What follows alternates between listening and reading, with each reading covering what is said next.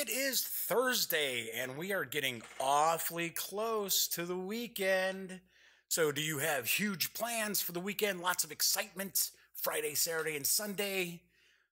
There's no football, so you won't be watching football. Or is it just going to be same old, same old?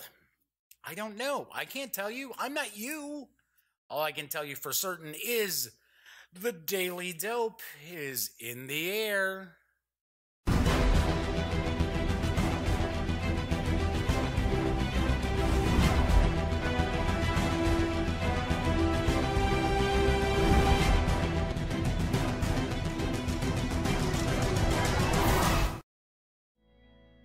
Howdy, gang. Jeff McAleer once again, and I am your host here at the Daily Dope, as well as the Grand Poobah of the GamingGang.com. Well, happy Thursday to you. Today is January 25th. Got a bit going on today, so I am going to do an unboxing for Rail Raiders Infinite from the fine folks over at Soda Pop Miniatures and Ninja Division. So I'm going to be taking a peek at this. There's some minis in here. I always like getting a good peek at some minis. Got some news. There's quite a bit of news today, so I'm happy that I can bring you some of that. But before I jump into the news, I did want to tackle a couple of quick things. Now, yesterday I was kind of addressing some items from the mailbag, and I forgot to answer a question that somebody had asked. It was Carol in Spokane, Washington. Spokane, some people call it. I always call it Spokane. And the question was, when I open the show, I always say the Daily Dope is in the air as opposed to the Daily Dope is on the air. And she was just curious why I say in the air. And I have to admit, I am a big fan of old-time radio, and I still listen to plenty of different radio dramas and things like that. So I like Doctor Who stuff from Big Finish. And it used to be with radio programs, it was in the air. The signal was in the air. And in reality, that's pretty true today, too. Because even though you're watching probably on a mobile device or laptop or your computer or what have you, that signal is still actually coming through the air because you're probably on Wi-Fi. So that is why I say the Daily Dope is in the air. Anyway, if you have not popped in before and watched the show, welcome aboard. I do host the Daily Dope most of the time, Monday through Fridays. Every once in a while something pops up, but there are no shows on major holidays here in the U.S. But I wanted to also mention that I had an opportunity to watch Gotham by Gaslight last night. And it is from Warner Brothers, DC Comics, and it's an adaptation, animated, of the classic Gotham by Gaslight Batman story, which was part of the Elseworlds line of books that came out, graphic novels that came out. And I was really intrigued to see it because I remember reading the original graphic novel, which I want to say came out in like the late 80s, early 90s at the latest. And I enjoyed it. I really did like it. I wish that they had spent a little more money on the animation. But what can you do? Most of the DC animated stuff all kind of falls into the same style when they do release them. And I do understand that these are direct to Blu-ray or direct to streaming, purchase it on iTunes, what have you. So I can see where they're not investing tons of money into the animation. But I did like it. I thought it was pretty good. And it was funny because I was trying to remember the graphic novel because it's been so long since I had read that. But speaking of movies, I got a kick out of the other night. I had to watch my niece and nephew, Cameron and Madison. And Maddie always goes off in her room and does her own thing. We joke around that it's her fortress of solitude. And I like to try to introduce my nephew, who's 16, to movies that or TV shows that he probably wouldn't encounter just on his own or his parents. and I shared with him the Brotherhood of the Wolf, which is a French language film from about 2001. And if you're familiar with kind of the historical background, in the late 1700s, there was a wolf, they thought it was a wolf, that was attacking people in this one region of France. And the king even had sent off troops and scientists to try to track this down. He had the royal naturalist went to see if they could figure out what was going on and hunt this wolf creature. And of course, the movie is fictionalized, and there's a lot of action and not really supernatural elements to it, but seems to be a little supernatural. So we're watching it, and I'm thinking, okay, I don't know. We're reading subtitles, and how cool is that for a 16-year-old? I don't know. And I was very, very surprised, happily surprised, that he loved it. He thought it was awesome. He's like, Uncle Jeff, you got to share more of these kind of movies with me. So Pan's Labyrinth will be next on the agenda from Guillermo del Toro, which a fantastic movie. But of course, because it's in Spanish, I guarantee Cameron has not seen it. He's told me he's never seen it. So that's next on the agenda. So it's kind of cool. Yeah, being the cool uncle who's like, yeah, check this out. I introduced him to The Expanse on Sci-Fi, which he's totally digging now. He's not up to speed on the second season yet, but he's digging the show. So anyway, as I mentioned, there is quite a good amount of news today. I've got 5 news pieces. And the first one will be of interest to anyone who enjoys Clank, a deck-building adventure from Renegade Games, because they've just announced that there is a brand new expansion coming in March. That's right, they have revealed that in March, Clank, the Mummy's Curse, is going to arrive, and I have the dope. Renegade Game Studios and Direwolf Digital are proud to announce that Clank, a deck-building adventure fans will soon have a new expansion to add to their collection. Clank, the Mummy's Curse, releasing in March, explores a new pyramid-themed board with new monsters and challenges to face in the tombs. Untold riches await inside the pyramids of the ancients, but they are well protected. An undying mummy guardian spreads a vile curse to those who would rob its tomb. And, inevitably, the treasure has attracted a dragon. Can you escape the fearsome Krozikbek? Krozobek? I'm not sure if Krozobek is the dragon or the mummy. Clank, the Mummy's Curse, an expansion for Clank, a deck-building adventure, adds a wandering mummy to the pathways that players will explore, as well as new artifacts to acquire in the depths of the pyramid. With the incredible success of the whole Clank line, we know that fans are anxious for even more adventure, states Scott Gayata, I think that's how it's pronounced, president of Renegade Game Studios. The Mummy's Curse ramps up the suspense as players try to avoid being cursed by the wandering monster. We can't wait to share this with Clank fans everywhere. Clank was Direwolf's first foray into the world of tabletop games, and it's been an amazing adventure, says Scott Martins, president of Direwolf Digital.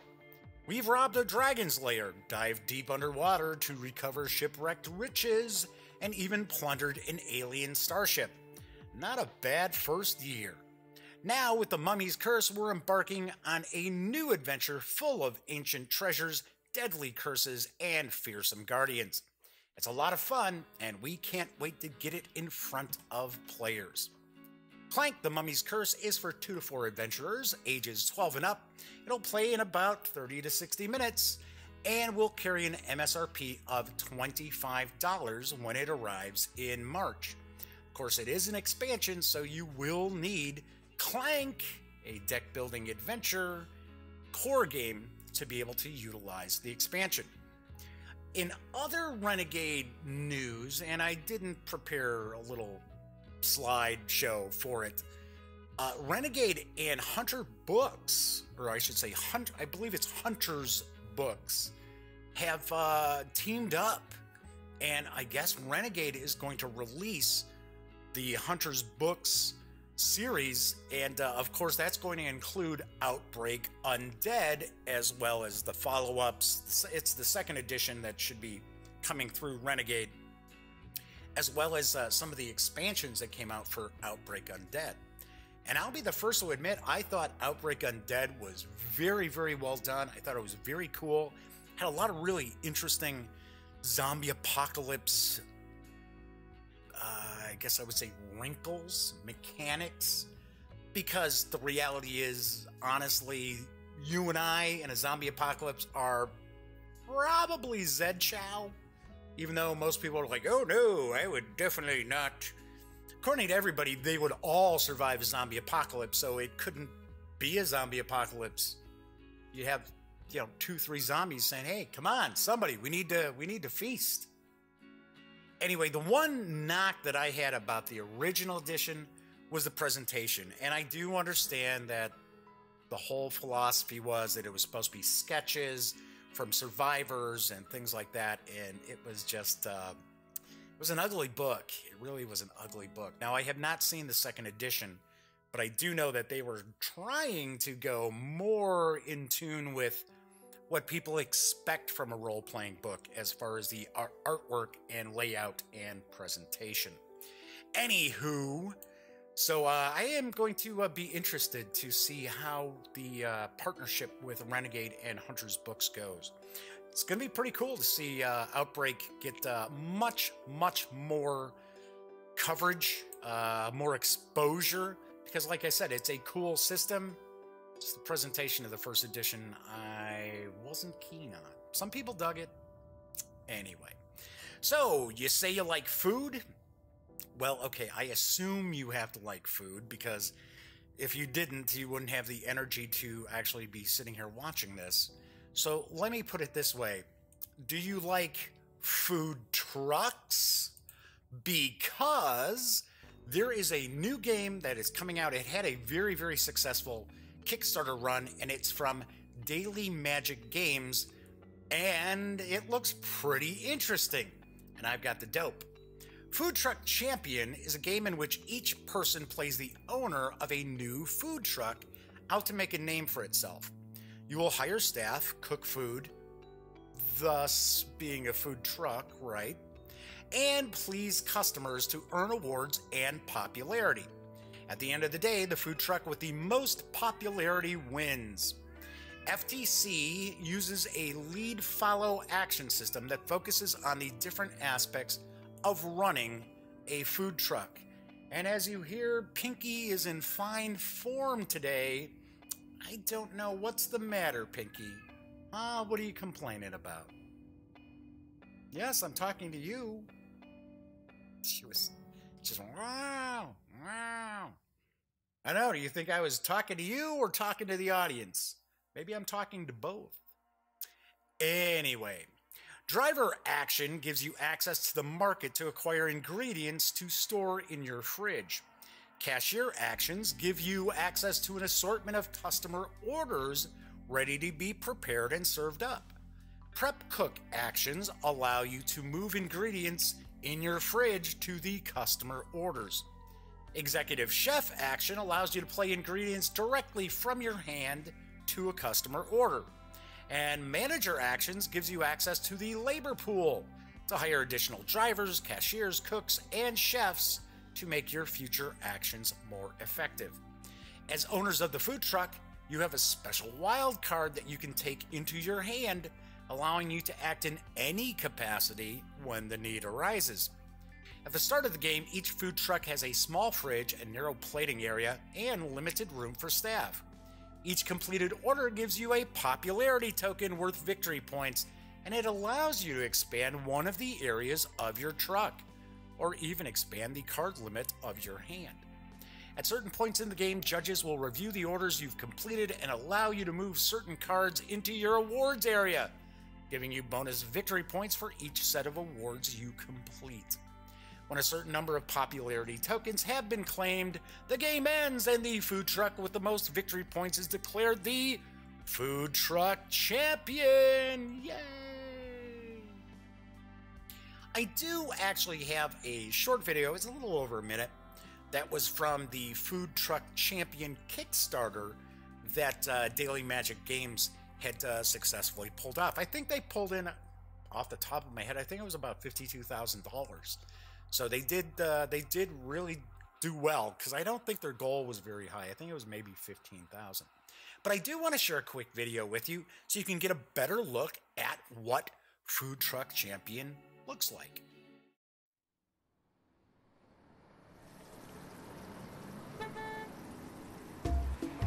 Every chef wants to have the #1 food truck on the block, but it takes a special blend of skill and luck to make it big. In Food Truck Champion, you take an opportunity for a shot at the top. Assemble your staff, handpick your ingredients, and curate a menu worthy of attention.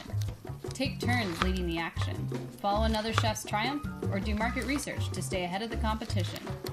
Work your way through the marketplace, making dish after delicious dish for your hungry customers. Every completed order gains your truck popularity, but some make a bigger splash than others. Choose plates from your own menu for a boost in fame, or undercut your competitors by snatching up their signature dishes. Grab the chance to earn awards and even more bonus points.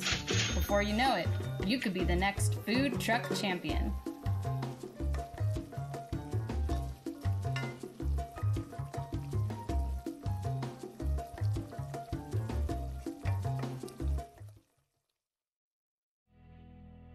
Food Truck Champion! It's just, for some reason, just the name of the game makes me want to be like, yes! Food Truck Champion! I have the power! I don't know. It's just the way it strikes me. I don't know why. I mean, it's only a food truck. I don't mean only. It's about food trucks, so I'm sure there isn't like, okay, let's sabotage our neighbor's food truck. Anyway, Food Truck Champion will be pulling up to your friendly local gaming store on February 21st. Is for 2 to 5 players, ages 8 and up. Plays in about 45 to 75 minutes and will carry an MSRP of $25. Now, I will mention that there's a bit of, maybe it's debate, I can't tell you, but I have also seen indications that it's for ages 12 and up or 14 and up. I don't know. Taking a look at the game components and not knowing much about the game, I'm leaning more towards a younger gamer, maybe not necessarily 8 and up, because it does have a playtime of up to about an hour and 15 minutes. But I do think the 8 and up is probably more in line than 14 and up. And as I've mentioned before, a lot of times with American companies, they have to make the age range higher, the recommended age, because of the components, not because of the actual difficulty of gameplay. But Food Truck Champion looks pretty interesting, and I like the artwork. I think the artwork's really nicely done. It's got a nice vibe to it. I think that's pretty cool. Anyway, moving right along, my next news piece is probably going to be of some interest to some of the grognards out there, those war gamers out there. And I have mentioned time and time again that the folks over at GMT Games are just awesome. I mean, the gang there is just really great. And my next news piece is really going to once again prove the point. And I have the dope effectively directly from Gene Billingsley himself. We have a special item that we want to tell you guys about, an opportunity to get the last 200 copies of a pretty rare war game at a terrific price, $18 plus shipping. The game is Pocotaligo. I think that might be how it's pronounced. Pocotaligo? Yeah, I think it's Pocotaligo. 1862 and 1864. It's a tactical war game loosely based on the original SPI GBACW system created by Robert B. McNair a South Carolina historian and game designer. It's a Ziploc game that was originally published in 1997 and includes a die-cut counter sheet, a colored game map, basic and advanced rules, and over a dozen scenarios between the basic and advanced games.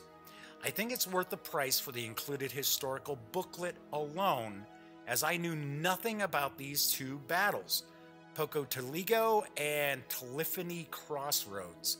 And this is an American Civil War game, and I'm pretty well versed in the American Civil War, and I'm with Gene because I had never heard of those battles either.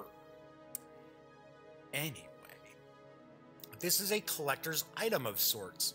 As far as I know, it has never been sold widely in our hobby.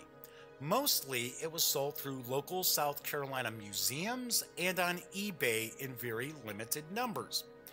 GMT was contacted recently by the designer's mother and asked if we'd sell the last 200 copies of his game to help her create a legacy for her son. We're happy to help. Like I said, that is pretty cool of GMT to do this. As previously mentioned, you can order Pocotaligo, or whatever that title might be, 1862 and 1864, directly from the GMT Games website. And once again, it's only $18 plus shipping and handling.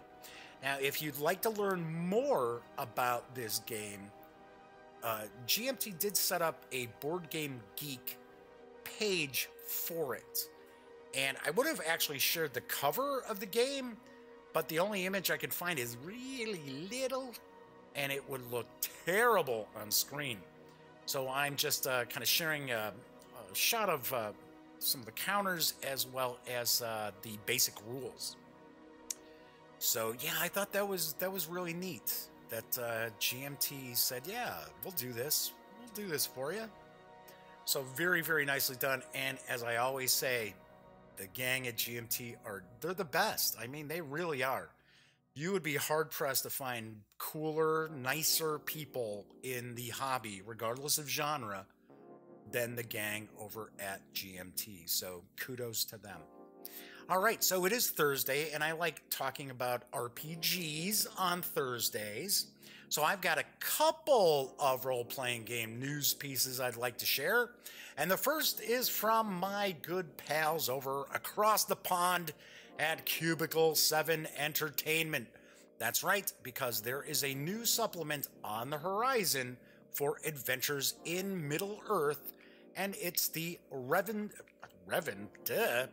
I need a sip. Hold on.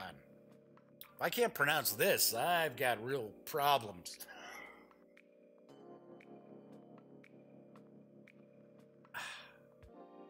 Anywho, it's the Rivendell Region Guide.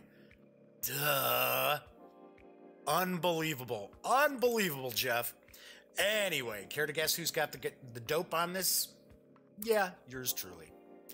The Rivendell Region Guide takes your adventures west across the Misty Mountains to the last homely house, expanding play into Eastern Eredor, covering not only Rivendell itself, but Angmar, Fornost, Mount Graham, Tharbad, and everywhere in between that I do not recall from Lord of the Rings or The Hobbit. There are also rules for creating your own magical treasure, playing High Elves of Rivendell, turning the baleful Eye of Mordor on your company, and facing more powerful adversaries than ever before. This gorgeous hardcover 144-page full-color supplement includes background for the last homely house, Rivendell, and the Sanctuary of Imladiris. Don't remember that either. Right up to the characters that might be encountered from Elrond and Arwen to Glorfindel and the White Council. New Fellowship undertakings. A history of Arnor, Angmar, and the Rangers of the North. A region guide to Eastern Eredor, including the Barrow Downs, the Trollshaws, and Angmar. New adversaries to face, including Ettins, Hillmen of Rudor, and the toughest troll of them all, the Queen of Castle Hill. Also includes a bestiary of undead creatures, from bog soldiers and barrow wights to the Lord of the Nazgul himself, the Witch King of Angmar. Rules for powerful adversaries, allowing you to customize any monster to provide a challenge for even the most heroic of adventurers. A set of optional rules, the Eye of Mordor, to track how much attention the enemy reserves for the company. Rules for adding magical treasure to your campaign, including dozens of ready-made artifacts, some famous, others less so. Hey, we found this gold ring. Wonder what this does. Also includes a new playable heroic culture, the High Elves of Rivendell. The Rivendell Region Guide will be available for pre-orders soon, and I will let you know as soon as it hits.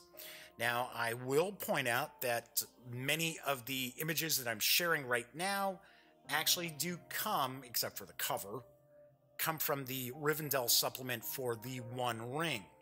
So I'm going to take a guess that the layout will be very, very similar. They might utilize some of the same artwork. I'm guessing they will. So I believe it should look about the same. And if you are a fan of J.R.R. Tolkien's work, you really owe it to yourself to check out either the One Ring, which is its own Cubicle 7 system, or if you're a big fan of 5th edition, then by all means you want to check out Adventures in Middle-earth, because it is doing gangbusters for the gang at Cubicle 7. So does the Doctor Who role-playing game. So that's another role-playing game I really dig. System itself, the system's okay. I like the system. But just, their Doctor books, the Doctor supplements that they've done are worth picking up, even if you have absolutely no interest whatsoever in role-playing games. They are that good. They are awesome. Anyway, speaking of awesome, there is another awesome classic role-playing game that has a new supplement which is available from Nocturnal Media. And it's the newest supplement available for King Arthur Pendragon.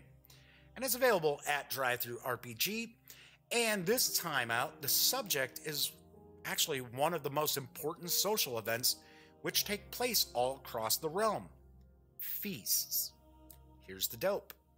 A feast fit for a king. The smell of roasting meat fills the hall. Gossips whisper. Amours exchange furtive glances. A fight nearly breaks out. But then, with a fanfare of trumpets, the lord and lady enter. The feast is about to begin.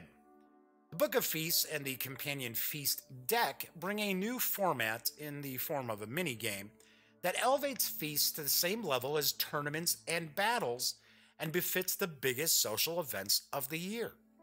Feasts are important and vital social events in the lives of any knight, on par with tournaments. Like tourneys, the feast is a vehicle for driving interactions, schemes, rivalries, and alliances between player knights and game master characters. With the rules presented in this book and the companion Feast deck, you can make banquets guaranteed to produce interesting plot twists and lasting memories of social triumphs and failures, no matter the period from Uther to the twilight of Arthur. When you purchase the digital option, you get the 46-page Book of Feasts in PDF, as well as the 154 card feast card deck in 3 formats. PDF for home print and play, PNG for each card face, the card back for quality virtual tabletop play, and also as JPEGs for those who need a smaller file size for their virtual tabletop play. The virtual tabletop card images are perfect for platforms like Roll20. The Book of Feasts PDF is available for $12.99, or you can score the printed cards and the digital supplement for $24.99. I have to say that King Arthur Pendragon, which was originally designed by Greg Stafford, and I think he's still involved in the game, just amazing. It is an excellent game if you have any interest whatsoever in role-playing fairly accurate Arthurian games, then this is like the go-to role-playing game for that. If you want to recreate Camelot and really vest yourself in the traditional, the historical stories of King Arthur and Lancelot and Guinevere and Galahad and Gawain and Tristan and just on and on and on, you definitely want to check this out, because the I want to say it's the Great Pendragon campaign is just amazing. And one of the cool things about the game is that you have how would I phrase this? It's pretty much that like the personality of your knight. So you could be chaste, you could be lustful, you could be greedy, you could be frugal, you could be honest, you could be a liar, and it all falls within this 20-point range. And as you're playing, if something were to happen that the nature of your knight should take over, you actually roll against it. Really, really cool way of putting these mechanics together. And it is a classic. And I think the 5.2 edition is out. It, I think, came out fairly recently, within the last year or two. So yes, I know the news piece is about feasts, and I'm kind of carrying on about the role-playing game itself, but by all means, you really, really, if you have any interest in Camelot and role-playing that period of history, check out King Arthur Pendragon. Excellent stuff. Anyway, moving right along, because it is Thursday, and like I said, I like to kind of chat a bit about RPGs. I do want to also mention that Adventure a Week has all their PDFs at Drive-Thru RPG at 50% off right now. And you may have caught my review of Snow White a couple of weeks back. I think it was a couple of weeks back. Sometimes it's like doing these shows. It's like, when was that? Oh my gosh, that was a month ago? I thought that was last week. I want to say it was a couple of weeks ago. Really thought it was awesome. It was amazing. Really, really well done. I can see why it was just, everybody nominated it everywhere for awards. And Rise of the Drow, I was going to try to review it today. Still haven't finished it. I apologize, everybody. But, with the funeral and that, I had the 2 days where kind of wasn't doing anything as far as gaming related. But anyway, I do want to point that out. If you go to drivethrurpg.com, or you can always do me a personal favor, and if you are going to drive through, stop over at the Gaming Gang first, click on one of our banners, because of course we get a small portion of your purchase, which amazingly enough goes a long, long way. So, I did mention yesterday that I was going to talk a little bit, not in great depth, but on Thursdays I'd like to share some tips from my years and years of being a game master, keeper in Call of Cthulhu, whatever you want to consider it, because Call of Cthulhu was really the main game that I've run for far longer than I do want to admit. And I know a lot of times when people are starting off, they're kind of up in the air on how to kind of wrangle in unruly players at the table. So let me grab a sip here. And those of you who play role-playing games or run role-playing games know that things can quickly get out of hand, especially when you have somebody and all of a sudden a running joke pops up and somebody makes a crack, and then every 2 minutes somebody else is joking about that, and it runs throughout the entire game, and then all of a sudden everybody's just goofing around and a lot of ass grabbery going on. And as someone who's a GM, that becomes pretty frustrating because you've invested a lot of work. At least you've sat there and probably read through some published adventure you're planning on running, or came up with some ideas of how you'd like that game session to go, and it gets derailed by people just goofing off and completely leaving the whole thought process of a game. And it can be kind of difficult, especially for new game masters, when they're playing with friends that they've known for years, to kind of put their foot down and say, hey, we're playing a game here, man. So there are a few things that I have done over the years, and I'll be the first to admit that I have been pretty lucky because my core group of gamers were there to play. Now, that doesn't mean that it was just all game, for 5-6 hours. Sure, you can break that fourth wall or whatever, kind of kid around and things like that. But I do know that there are people, especially, and there's no offense, younger gamers out there, or people just getting into the hobby, they don't necessarily know about table etiquette. So first thing that I always recommend, if you're running a game and the players are kind of starting to get off track and you don't want to completely derail the game session, the easiest way to do it is take a break.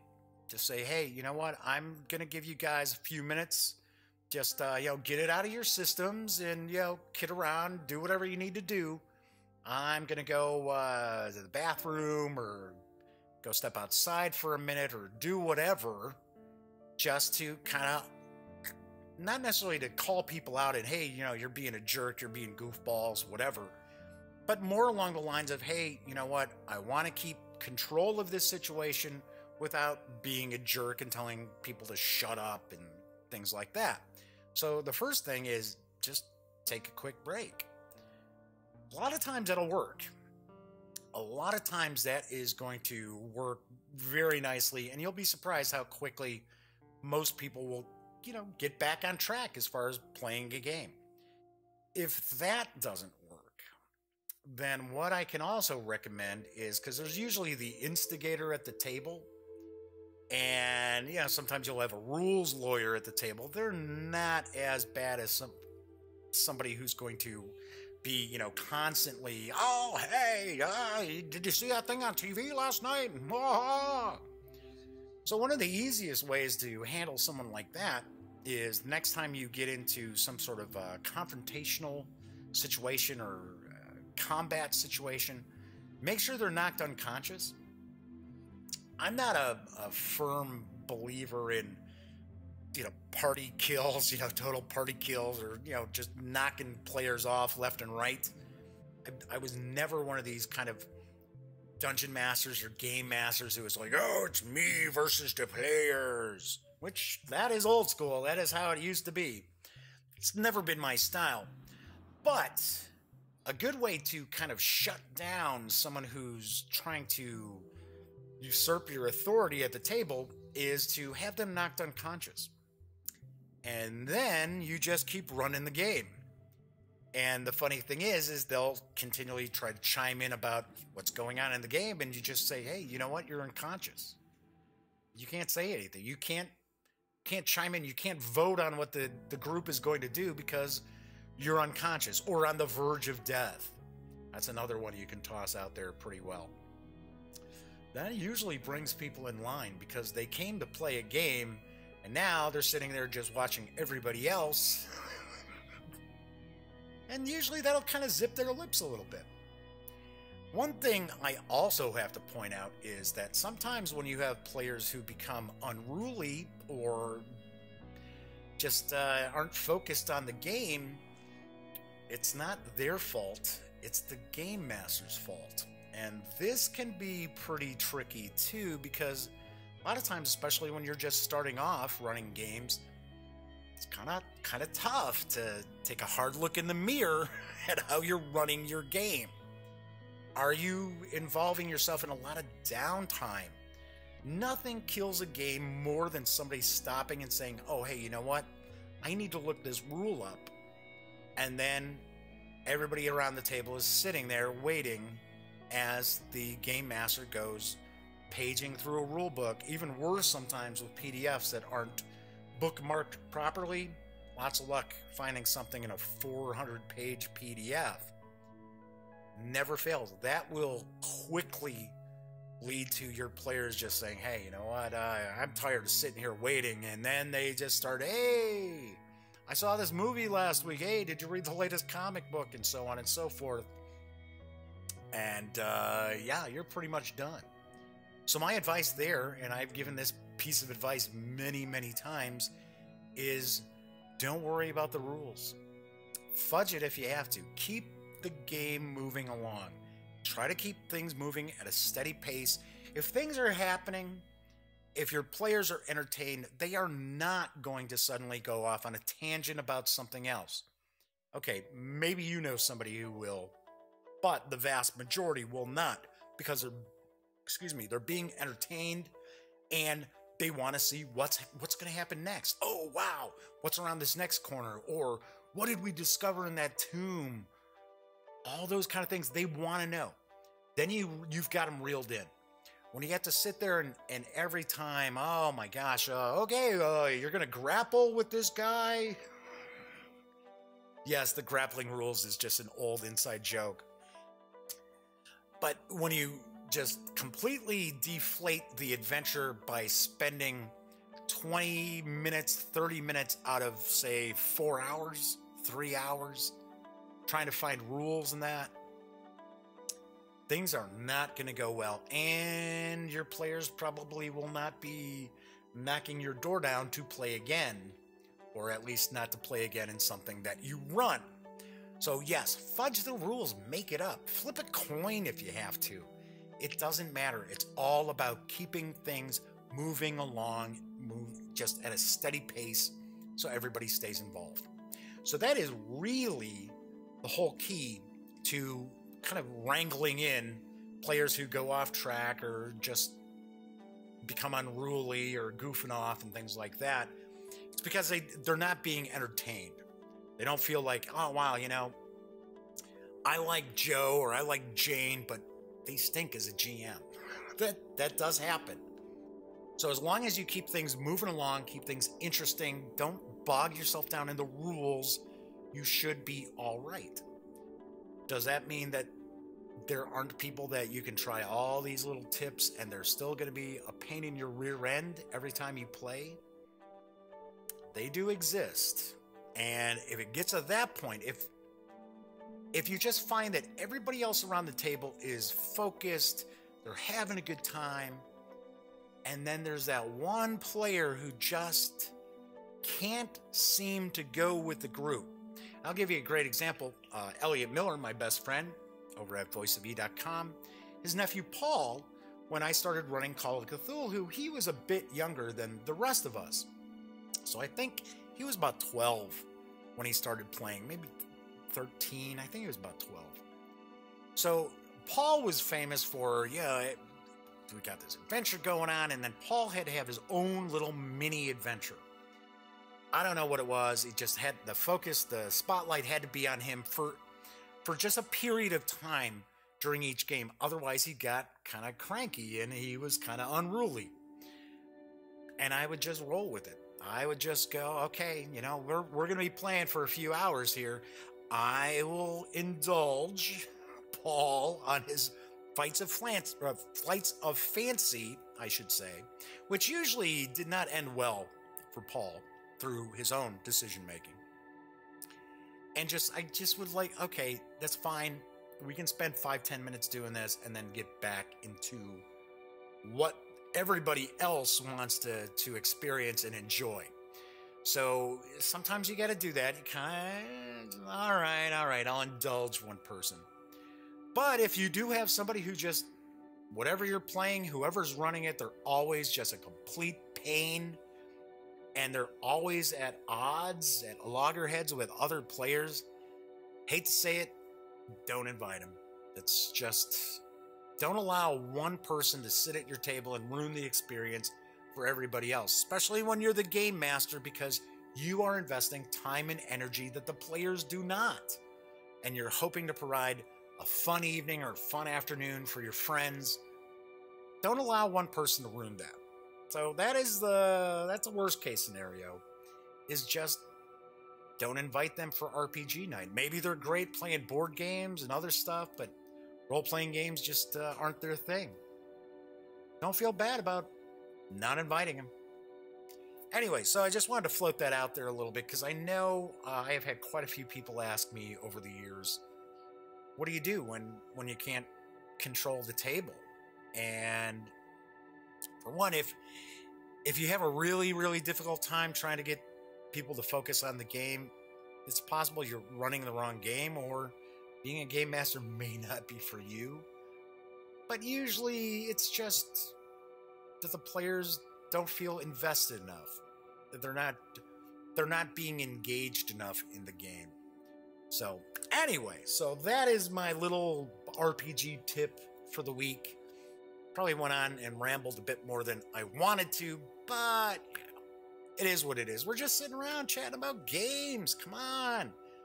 It's not rocket surgery. Jeez. So, as I mentioned earlier, I am going to take a look at Rail Raiders Infinite from Soda Pop Miniatures and Ninja Division. And let me swing on over to the other camera. Still playing around a little bit with the cameras and such. And the sound, it was really bizarre. Yesterday, I had talked a little bit about the sound being out of sync, where it seems like it's in sync for the stream. And then after YouTube does their rendering, then it's out of sync.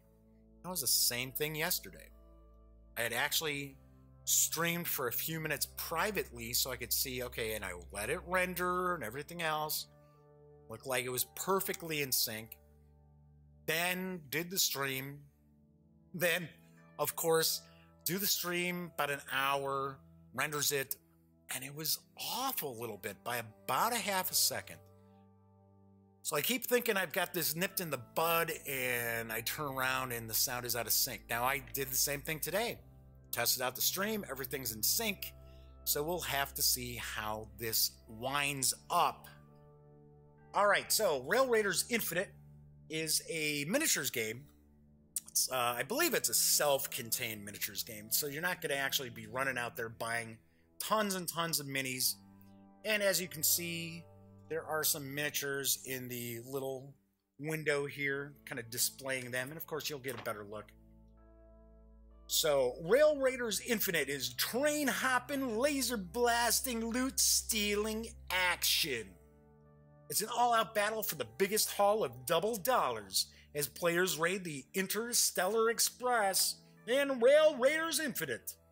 As one of 6 spacey gunslingers, you'll jump from car to car in search of precious loot. But not so fast there, partner. Lawbots are bent on stopping you in your tracks. Using unique abilities and sharp-shooting quick rolls with your game's custom poker dice, 2 to 4 players work collectively or competitively to destroy the bots, profit double dollars, and snag the most booty before the train reaches the station. And these minis are, I believe it's pronounced chibi style. And when we take a look at them, first thing that's going to probably pop into some folks' heads is that it's like super deformed, like the Japanese style of super deformed figures. Not so much. Now, they do kind of have the bigger heads, but not to the extent as I see in kind of like super deformed figures. Now, those of you who are familiar with Super Dungeon Explorer, that is another Soda Pop Miniatures game that's been around for a while. It's pretty popular. They've had a lot of expansions and such. Kind of has that same style. So let's open this up.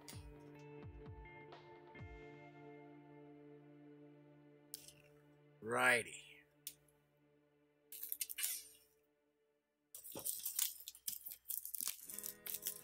And I should point out, I forgot to point it out in the beginning of the show, there is chat. Chat is up on YouTube and on Twitch. It is just simply not on screen. So if you have anybody out there's taking a peek, you got a question, you want to see something a little closer up, by all means, just pop into chat, say hello, and ask away if you want to see something a little closer up, anything like that. Now, Rail Raiders Infinite is available now. All right, come on, let's open up that box. Come on. All right, there we go. So this should be available in stores or from your friendly local gaming store or favorite online retailer. It does carry an MSRP of $49.99.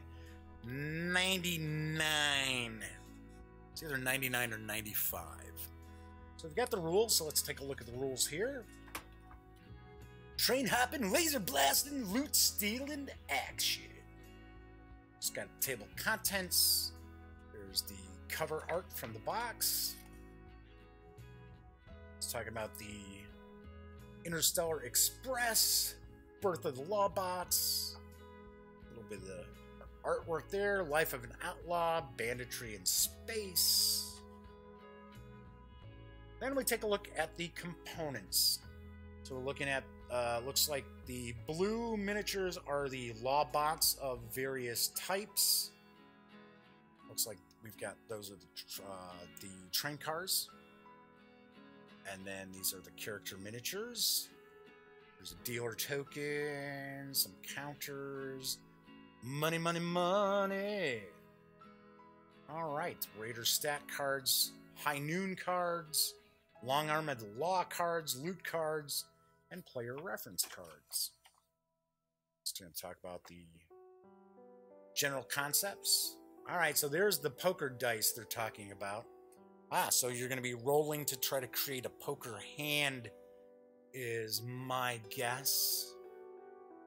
Yeah, you got equipments and weapons, grit. Yeah, they got true grit. Overview of the board and setting up. How to build the train, and it's showing for 2, 3, 4 players. Playing the game, beginning each round. You can do player turns. There's the High Noon phase, action phase, and cleanup phase.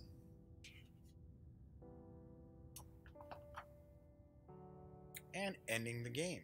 Looks like a bit of a example of play. And then reference info on the back. So if we really look at this, you're kind of looking at a grand total of 4 pages of rules? 5, really? Because here it is, like playing the game. 1, 2, 3. Should be pretty easy. All right, so we got the rules there. Then we've got the money. And I believe this was the first player token. The big red chip. Red looking chip. So there we go. We got the dough. Alright, then we've got, looks like these are the train cars. So we'll get that opened up. Looks like some, maybe these are reference cards of some sort. We'll take a peek at that. Hey, there we go, loot. Gotta like the loot. I believe this is one of the character cards here. Cactus Zack. Not Cactus Jack, it's Cactus Zack. And what do we got here? Maybe these are items and skills. Cool. Alright, so we'll open those up in a sec. Got a whole bunch of dice here. Got these various poker dice.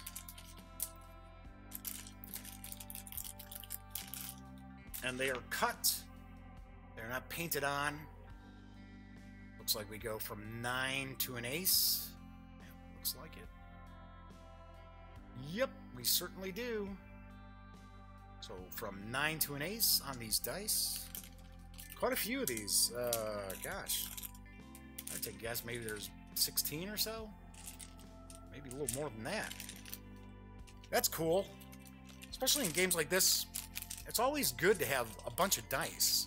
I'm kind of surprised sometimes when you see a game that's, 4 or 5 players, and you're going to be rolling a bunch of dice, and then you only get one. All right, Harry Ryan. Hey, Harry's popped in before and said hello. Hiya, Harry. Thanks for the news about Pendragon King Arthur. I was not aware of this game before. By the way, I purchased Pendragon from GMT based on the unboxing you had. Looking forward to playing it. Very cool. I will be very, very honest, Harry. I have not had a chance to get Pendragon to the table yet. You know, I'm evil. But I am really hoping to get it to the table within the next couple of weeks and that. But yes, definitely take a look at King Arthur Pendragon as far as an RPG game. Top notch. Really, really well done. Okay, so anyway, back to, hey, thanks for chiming in, Harry. Back to Rail Raiders here. Okay, so let's take a look at the characters. All right, and these are plastic, but it is solid plastic, so you're not going to have to, outside of just priming them, you're not going to have to mess around with them too much. Not like I've looked at, I've shared with you some of the miniatures that came with, say for an example, Folklore, The Affliction, or Sword and Sorcery. Sword and Sorcery was really, those minis were really bent up plastic, but you have to actually use some additional tricks to stiffen up that plastic. Here, nope, nope, nope, nope. All right, so it's got a little bit of give, but not much. And actually, if I try to push it a little more, it's probably going to break. So that's cool. And I would say this is probably about 25 millimeters. Doesn't straighten out. Probably about 25. All right, so this is one of the gals. Let's get that close up. Hold it there to make sure we get it in focus. Sweet. And... oh, wow, okay. This guy's zipping along. He's running along, firing both his guns. Is that Cactus Zack? I don't know. Yeah, the sculpt detail is pretty nice. Pretty nice on these. My niece would definitely get a kick out of it. She likes the kind of cutesy stuff. She's not a big gamer. Sometimes I don't want to say we drag her to the table, because there are games that she likes. She really likes Love Letter, because I think she just likes laying the smackdown on everybody. But, yeah, I think she would get a big kick out of these miniatures here. Looks like we've got a Native American figure.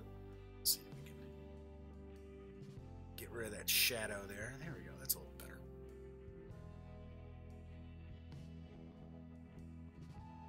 Pistol and a rifle. All right. Good deal.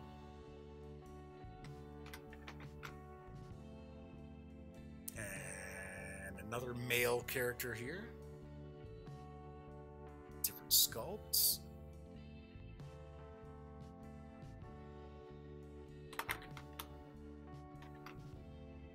All right, looks like, oh, for a second, oh.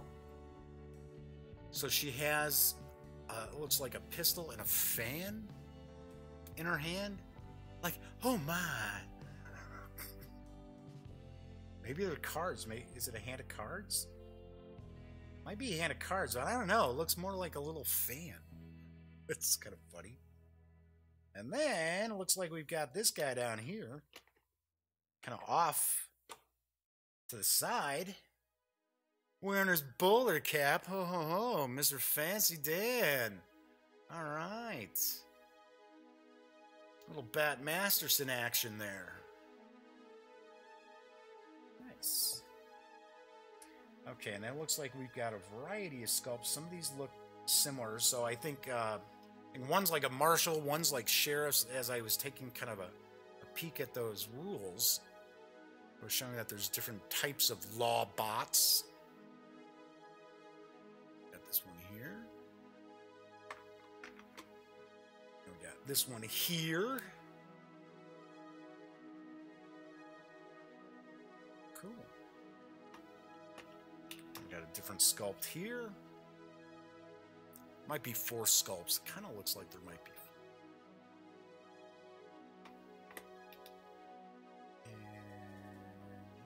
Looks like this is the 4th one. Yep.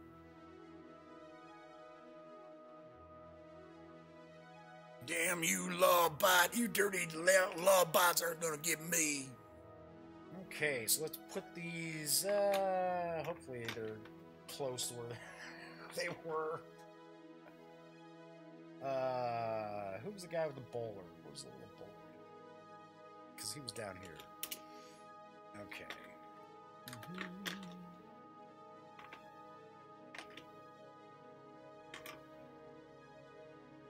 All right. Close enough. As long as I can get the box closed, it's all that's going to matter. All right, so those are the minis. Let's take a look at some of these cards. Okay, so first off, let's look at the locomotive.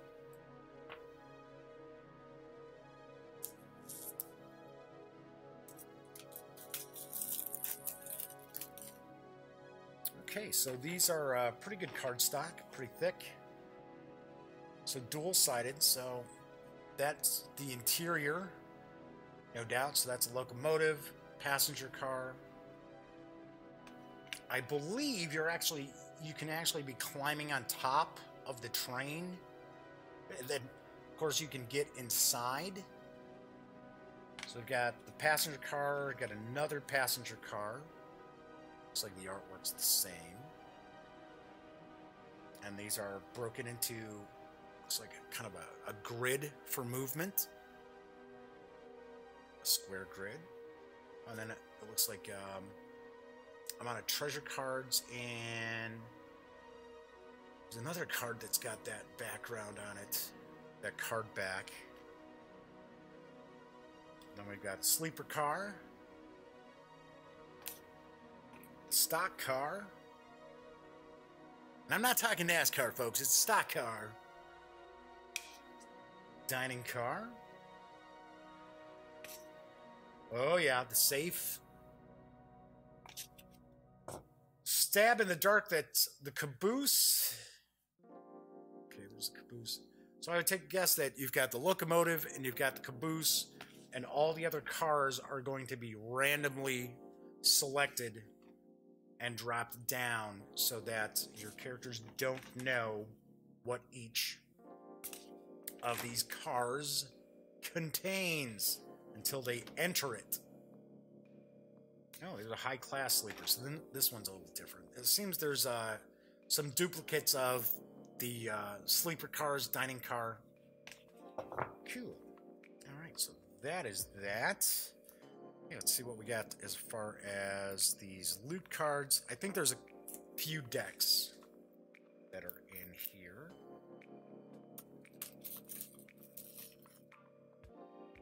Yep, some wanted cards. So we've got Cactus Zack.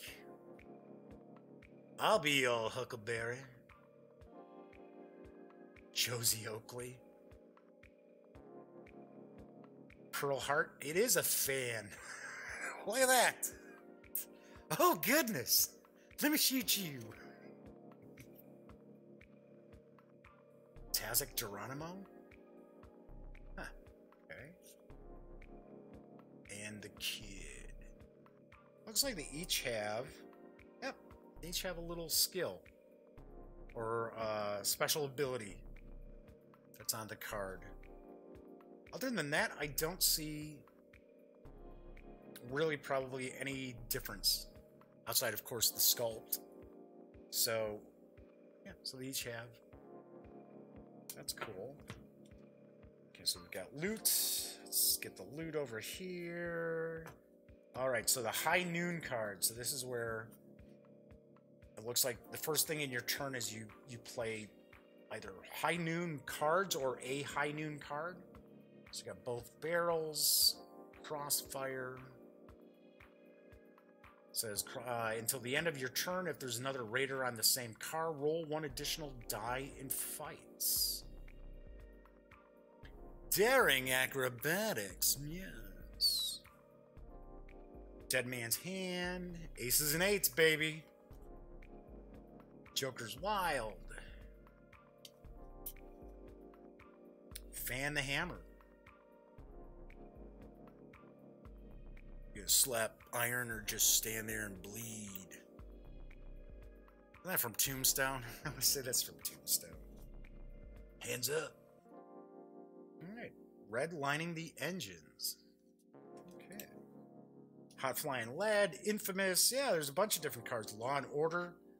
The player to your left moves one law bot from an adjacent car to your Raider's current car. Ooh. Impulse Throttle. Pushing up daisies. Cool. Fire main thrusters. So really, it's supposed to be kind of a science fiction western. There you go, True Grit. It's supposed to be kind of a science fiction western sort of game, but reality is, could kind of be just a regular train robbery game. From what I'm not saying that's bad, I'm just saying, but you know, if some folks out there are kind of like, oh, you know, I don't know if I necessarily like that science fiction whole setting. Of course, if that's the case, I don't know why they'd be watching this show. Okay, some loot. 100-gallon hats. Auto repeater. I like the artwork. The artwork's neat. Extortion.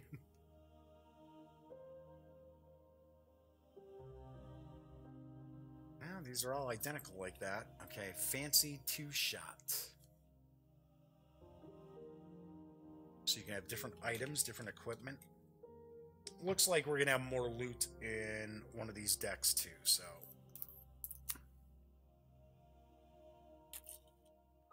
Yep, sure enough. Fancy two shots. Oh yeah, there's quite a lot more of the loot cards. Holding out on me? Are you holding out on me? It's in the bag.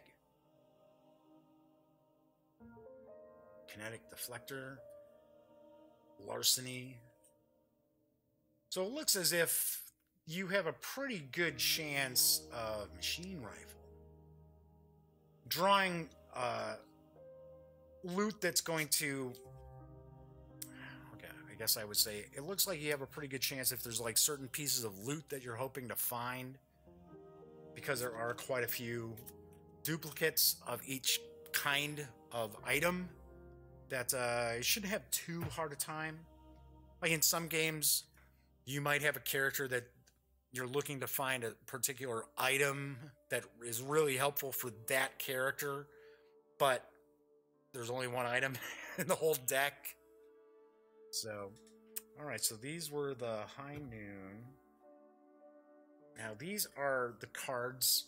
Looks like you get to draw these from the cars when you're in the cars. Maybe if you defeat all the enemies in the car, you get the loot cards and these cards. It's after them. Covering fire. Deputized. Deputy. Oh, you know what? Maybe these are cards you draw when you enter the room, because it was showing some of the enemies in there. Get to the station. Lucky? Maybe not. Maybe not. Angry mob. Now with the, like here, deputized, maybe these are cards that you would play to make things more difficult for the other players at the table. And maybe you get to play this card and then you get to add the two enemies into the car they're in. Possibility. Because then you've got duck,